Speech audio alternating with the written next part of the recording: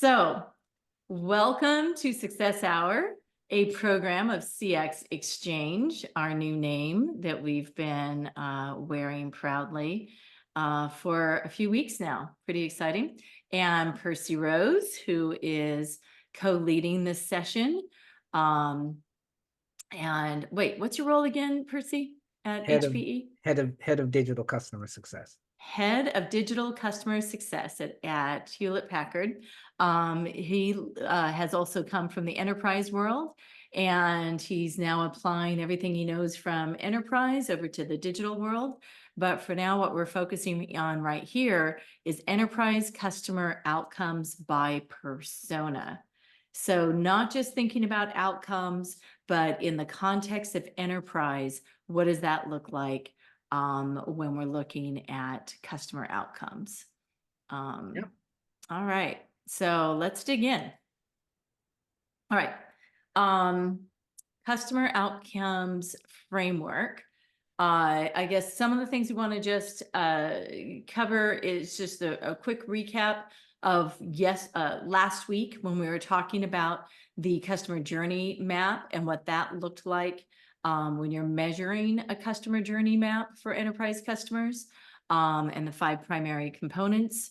Then we'll dig in on personas and customer outcomes and provide an example of how to use it. Okay. So for those of you who were here last week, this will be a refresher. For those who weren't, we'll just kind of show briefly. This may look unlike most of the customer journeys that you've done. This is something that Percy has developed himself. What you see at the very top, there's a lot of information here. What you see at the very top, and let me just make this a little bigger. And you can, if you have the link, you can download this. So that will also help you. But so let me just make sure it's not covered. So what you see here, these are the personas up on top, 2 of your sample personas. There's a legend here in the upper right-hand corner. And if you recall, these are the different phases of the journey. And then for each of these personas, this is their experience of these different phases of the journey. So this isn't just a forward-looking type journey. This is reflecting on their experience of the journey so far. And if they're doing well, then it's green and it's, you know, how positive was it? And if they're not doing so well, if they didn't have such a good experience, it might go low and lower here. Or if there's someone who just hasn't been engaged and hasn't been experiencing a whole lot of it, had a very good experience, then it might be sort of more of a low grade negative there. And that's what you see for this persona. That makes sense. And Percy, is there anything you want to add? So what I would add here and connected to today's topic is that outcomes and persona is really the basis, not only of creating a journey like this, but also how you can actually figure out if we have negative areas, what do we do with this afterwards to improve the customer experience? And so that's why we're going to deep dive on outcomes and persona. And so I think that could take us to the next slide. Okay. And each of these points here where there's some sort of reference and it's like being measured, are these in fact actually the outcomes that are represented in your journey? So that's the sentiment that the customer has. When we think about outcomes, we want to know what is the customer trying to achieve and in their relationship in relationship with us. And so what the green and the orange represents is how they're feeling along the way, knowing that this is what they want to accomplish. This is what they're feeling, you know, are they getting what they want as they go through this experience? And so you see towards the very end where there's a really large orange experience. If you go to the right, that's basically, that's where the customer is looking to get value out of us. They want us to guide them. And essentially they're saying, you're not guiding me to achieve my outcomes. So that's an example of why that's a negative experience. And I see a question over in the chat from Christine, and I do want to cover it, but let's dig a little into personas a little bit. But The question from Christine is, should the personas in your journey map align with the personas from the ICP, the ideal customer profile that sales has? And I think that that has a lot of different Right. potential answers and directions you can go. Right. Let's just, can you clarify before we jump in, Christine, can you just clarify your question? Because ICP, sales, journey map, personas can mean so many different things Right. along there. I like to think of it as a complete customer life cycle Mhm. from that start of the journey. So Yep. in my world, I would say that you have a certain set of people that will best use your product or service, and you're going to sell to that group, and then they will be your immediate Yeah.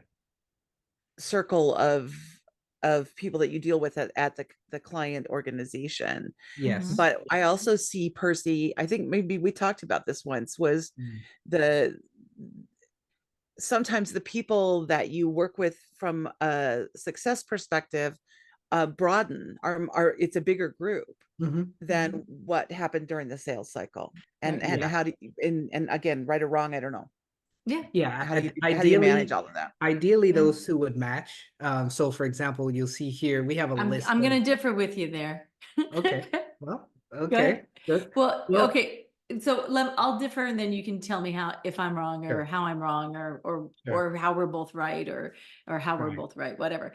Anyway, so what I would say is that there's going to be a lot of similarities in terms of, say, like there's a buying persona that's going to be similar from pre-sales to post-sales. But not only may there be an expansion of who you're working with in the organization in post-sales that you don't necessarily see in pre-sales, but also over time it can change. So who your ideal customer profile is when you're in an early stage startup, and then after you meet product market fit, and then after you grow as a company, and then start to work with enterprise, and all these different stages of a company, or if you introduce new products, or when you start to merge or acquire other companies over time, what happens in pre-sales versus post-sales, who your personas are, or who your ideal customer profile is, can change. However, customer success and basically everybody post sales, you have all the legacy customers, as well as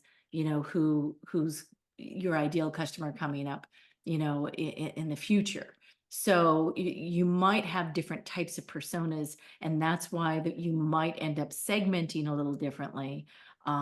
That's a little different than what we're talking about here with enterprise personas and customers. And we'll just get one more question from Randall, and then we'll dig into this, I promise, Percy. Okay.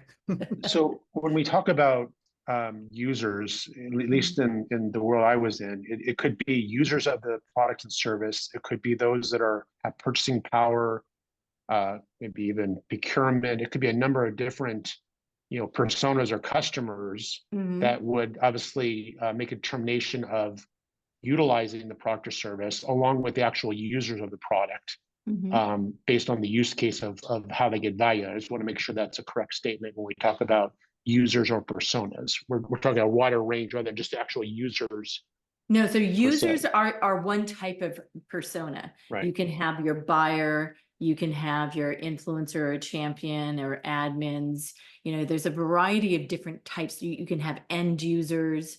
Even sometimes if you have a B2B2C, you might have a variety, like where you also have your customer's customer, or like if you're in health tech, you often care quite a bit about your customer's customer, right? The patient, and they end up being a different end user than, say, the people in your health organization that your product serves, and things like that. So it really can vary. And that's another reason why we will look at how CS changes, in each industry, and we'll look at that series in probably about another month or so. But yeah, end users are not your only personas. And that's a great segue over to Percy. Percy, why don't you tell us about the primary personas that you've mapped out and how you identify them. Right. And so this is just kind of a list. When we initially started trying to look at the customer experience, we really tried to focus on who are influencers and buyers of our enterprise technology, right? And so the two that we started to focus on out of this list was the head of infrastructure and operations, you'll see at the bottom left, and then in the next column, the CIO, right? And so we focused on them. And this next thing we wanted to do was to identify what do they care about. So their metrics, or the KPIs under their titles, we wanted to understand what is keeping the head of infrastructure and ops up at night. They care And about. what is this list here that's under each of these personas here? So they're the KPIs that they're typically going to be measured on by their leadership team, right? Okay. And so system uptime is going to be something that the head of infrastructure and ops is held accountable for. So as a vendor for that customer, I want to make sure that I'm helping her with that, right? I want to make sure that the CIO, I understand. And so then we developed out of that, understanding what's important for the head of infrastructure and ops. We could develop an outcome framework, right? Where we could sit down with that type of person or that type of persona. And we've said, okay, look at this list of items: maximizing operational performance, optimizing costs, growing revenue, accelerating sustainability. Which of these, head of infrastructure and ops, are most important to you? And so you'll see the gray items were the ones that we typically, when we were talking to those folks with that type of persona, they would say, we care about maximizing operational performance and mitigating risk, and then maximizing our compliance performance. And then finally, they cared about optimizing their costs and getting the most out of their teams, right? Maximizing on their total headcount. So we gained an understanding by looking at the persona, what metrics they care about. And we've said, okay, if that's how you're measured, these are the outcomes that you mostly care about. So we got a really clear idea on what does value mean to that persona. Does that make sense? So here's the list of all the things that they're being measured on. And then this is how it relates to the product that they're purchasing from Right. someone, say like an HPE or something, right? And so then the gray boxes relate to the head of infrastructure and ops. And Right. now the black boxes, the CIO, all the things that the CIO is measured on come over here. Go ahead. Then we looked at, okay, for the CIOs that we talked to, we said, well, this must mean that you care about using our technology to reduce your capital expenses, using our technology to reduce your operational expenses, somehow understanding how you can use our technology to reach your end customers to, help us move the needle in your retention rates. And then finally, sustainability.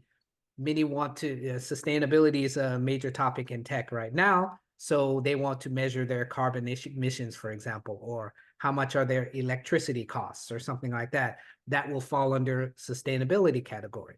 And so we started to get a very clear idea of what do they care about and how, and we have to now determine how can our solution help move the needle on these outcomes, right? When we talk about outcomes, we're not talking about our personal business outcomes. We're talking about the customer's outcomes.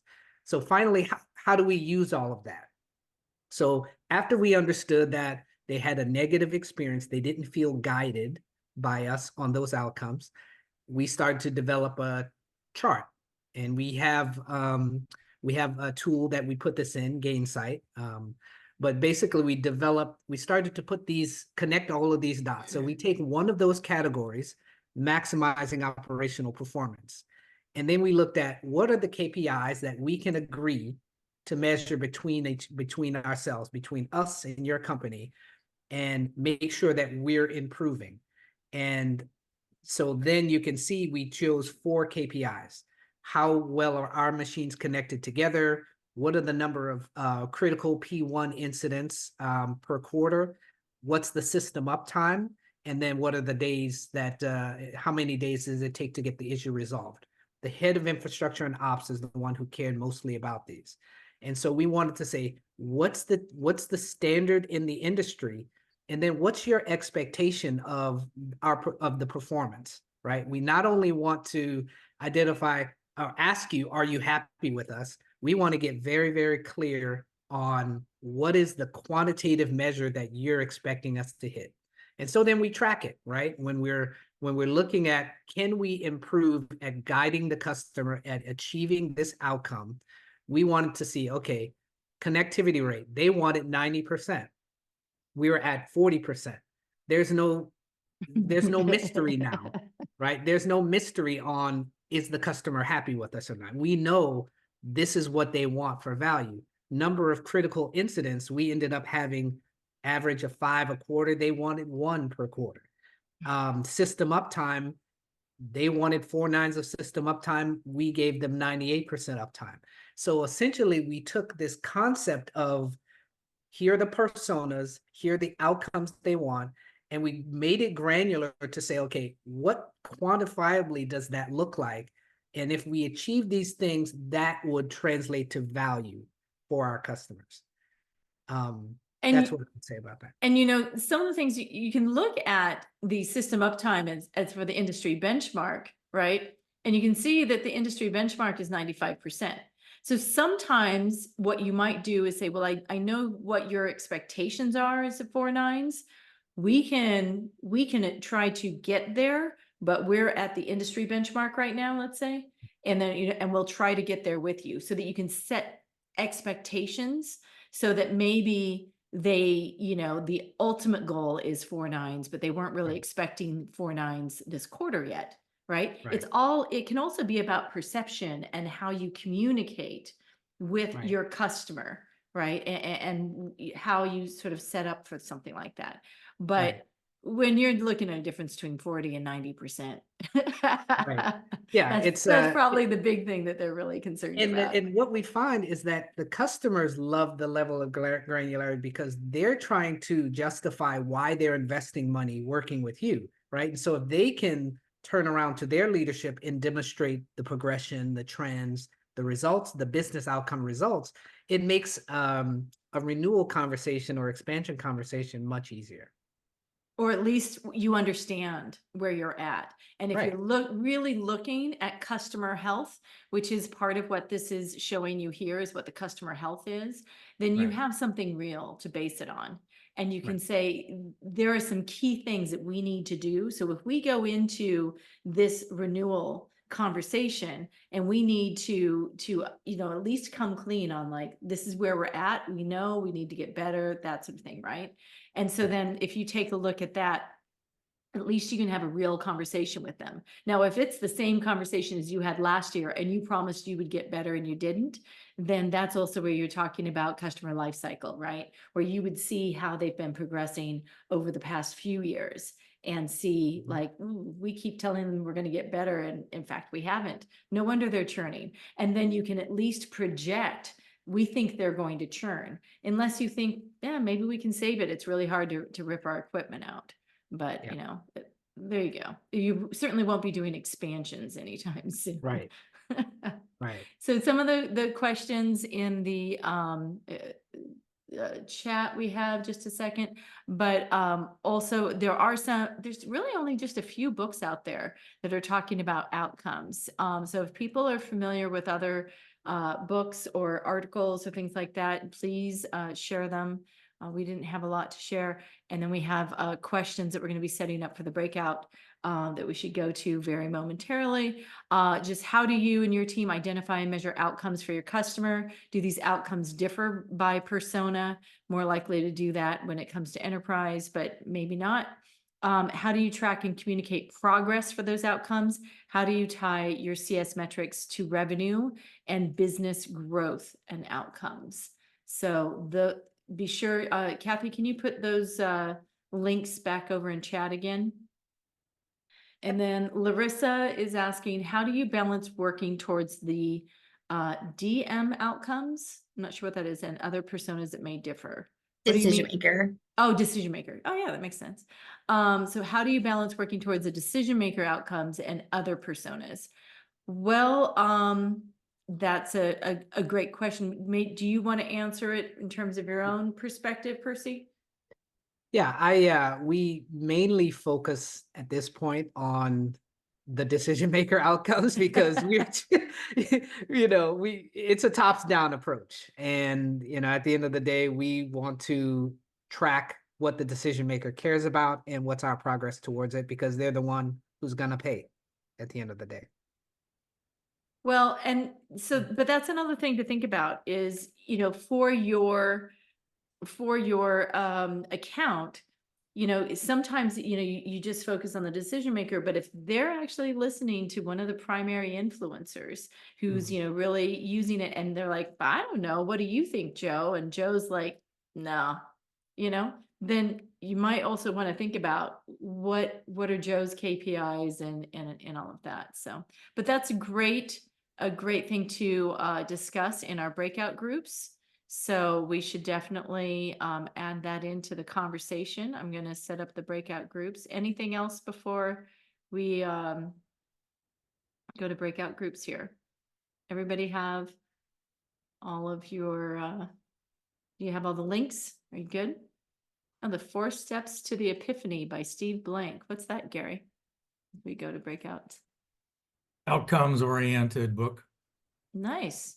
All right. I'm going to set up 10 breakout groups and we'll add that into the resources there.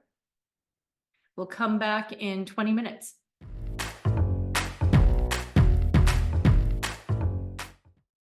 Well, I think just from looking at Percy's slide deck and maybe even our discussion is just like being able to keep track of these things more, like knowing who your decision makers are and end users and really the influencers who have, a lot of weigh-in and buy-in on whatever product you're working with. Yeah. Yeah. I mean, it can be as much about just identifying it, documenting it, tracking it, measuring, tracking, communicating, rather than sort of taking it for granted or thinking, oh yeah, maybe it's happening. Right. Yeah. What other kinds of aha moments came up in your conversation here?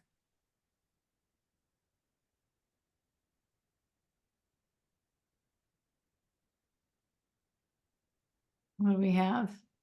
Still have notes over in group 1 getting gathered. So why don't I interrupt? Jillian, what kind of came out from the conversation? Well, we had very different experiences when it came to like product and the customers, but it was pretty clear though that like knowing who your stakeholders are. So when it comes to personas, it's like from one customer to another, how that differs and what those, it's beyond, like there's the persona and how they're getting value and then relating to like budgets and things like that, like getting kind of granular on that. And then getting the data from the customer so that you can, or even if it's not the exact numbers, if you are, the idea is that you're going to be able to track the numbers with your product. And then that demonstrates the value to the customer for whatever, if it's them or their boss or whoever is going to be making the decision on the subscription and renewals and things like that. Yeah, I think that kind of sums it up. Yeah. Well, and that's interesting too, right? Because like, especially when you get into some types of products like cyber tech and others where there's like on-prem still, and it isn't just all up in the cloud where you can measure it. If you don't have the ability to measure and you have to go to your customer, then you really have to engage with them and get them to partner with you, right? To offer up what the initial numbers might be and what's a realistic goal and how are they, tracking against that. And that may be something that either they haven't thought of doing or they have challenges of their own in tracking those numbers. So it can, yeah, it's not always straightforward. Yeah, and I think that that's something that John brought up. John and Travis were both in my group. I don't know if do you guys have anything to add? You kind of hit the nail on the head there, Jillian. Yeah, I think what we were talking about is when there is a primary decision maker who's not leveraging their budget, but business unit leaders are making budgetary contributions, and those goals are different. And how do you manage the conflict between that? And how do you bridge those differences and help them find common ground, especially in a highly matrix organization where priorities may not be aligned? Yeah, and you're on mute. And now I'm on mute.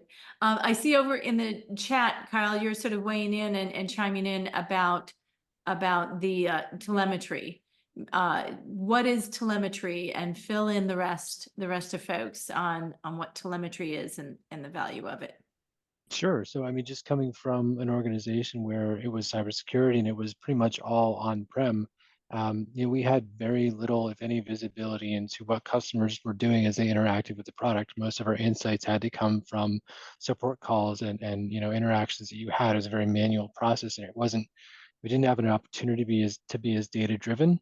And so yeah, telemetry is the ability for, within the product to understand, where people clicking, what functions and features are people using, and sort of helping to, or it gives you an opportunity to guide, input back to the product team, back to the customer success team in terms of, what features people are using, what features you want people to use, but they're not using. Maybe that leads into other areas that you need to improve on, like customer education, that sort of thing. Yeah, absolutely. What other kinds of topics came up besides the challenge of gathering data? Any aha moments?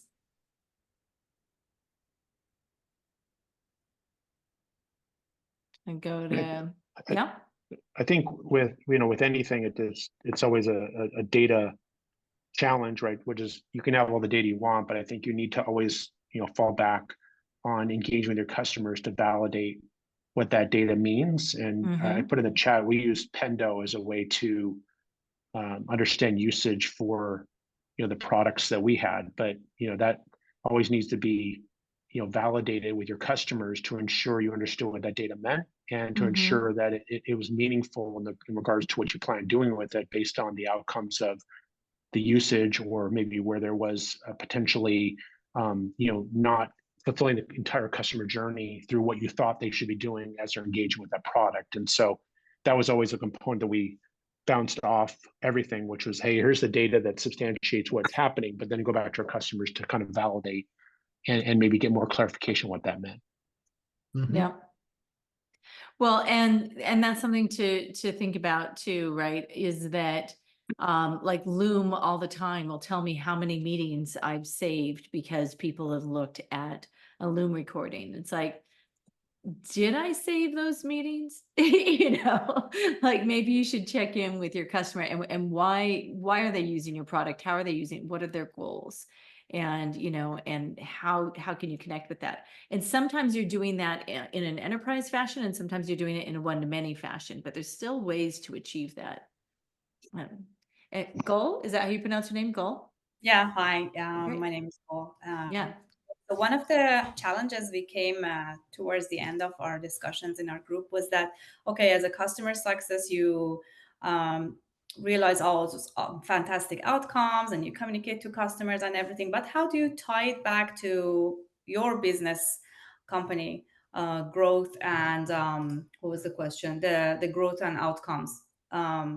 What percentage of your contribution, what is the dollar value of that is gonna be assigned to you as a customer success, that, okay, because you did all these fantastic things, our business growth this much. Yeah. Well, we tie it to just simply retention and expansion, right? And so at the first and foremost, I want to make sure that I'm doing what's necessary to retain this customer to continue doing business with us, right? That's hopefully I'm delivering value on an ongoing basis. But then my goal is not only to kind of just maintain this relationship, is to expand. So basically what we're net dollar retention is a number that we're kind of looking at account level. And the way to get there, the heart of it is delivering value. So understanding what are the outcomes, and then making sure that the customer actually has achieved it. And so for the accounts that we're not properly delivering those outcomes, we can kind of predict what the result's going to be. We're not going to be able to expand. We're not going to be able to retain. So that's the bottom line, how we're tying that to our business goals, customers' outcomes to our business goals, if that makes sense. Great. Awesome. Thank you. Yeah, and if you think about it too, if you're looking at it in terms of the customer journey, if there are key things that your customers might do in a certain time period that then makes them more likely to renew or not renew, or certain things you might look for because based upon successful customers, they're more likely to want to expand and use other products or use more of a product, things like that, right? If you're looking at those types of metrics, and then you can, set up your systems in such a way that you can measure and track those, then you can start to be proactive in terms of when you see customers who are getting off track, or getting them, helping them to excel and spend more with you and do more. There's a variety of things you can do based on that. Is there a tool for tracking this, or as a customer success sort of during the journey, you have to take mental notes or write it down somewhere? Is it?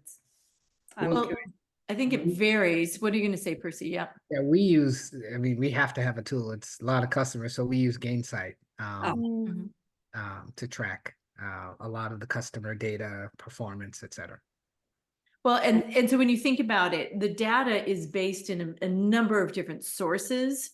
And so then it's being brought together in a platform where then you can see it, right? So there might be business intelligence tools or other types of things, depending upon what your company is, what tool stack you have, tech stack you have. But thinking about that and being proactive in pulling that stuff together, that's something you want to think about. Hey, Sarah. Question for Percy, around how you're using Gainsight. Like, do you guys typically assign specific data usage metrics to very specific business outcomes that customers are typically trying to solve for? Or does Gainsight actually have like positive business outcome tracking type deal? I haven't used it before, so I'm a little blind to what Gainsight can do. Yeah, there's a module actually called customer goals that you can identify, like that framework that I showed you with the outcome, the KPI, the persona, all of that. You can just put in the customer goals module, and then we can do tracking. We can run reports at what are the top outcomes that customers globally care about, or what are the outcomes customers by persona. We can slice and dice the information in a lot of different ways. So it's a really nice module that they have that supports this type of discussion. That's very cool. I've used Vitally and Churn Zero. Now I haven't gotten too deep into them, but I haven't seen anything comparable to that yet in either of those solutions. But now I'm gonna look. It came out with that, I think 6 to 8 months ago. So they haven't had it a long time. Yeah. Yep. Awesome. Any other thoughts or questions? We're a few minutes over, so want to be conscious of that. But if there's any other questions or insights you want to share, I want to be sure to capture it. Yeah. Got a lot of smiling faces here. Well, it's fantastic to see you. Be sure to stay in touch over in the community. Sean, did you want to mention something about the collaboration groups? Sure.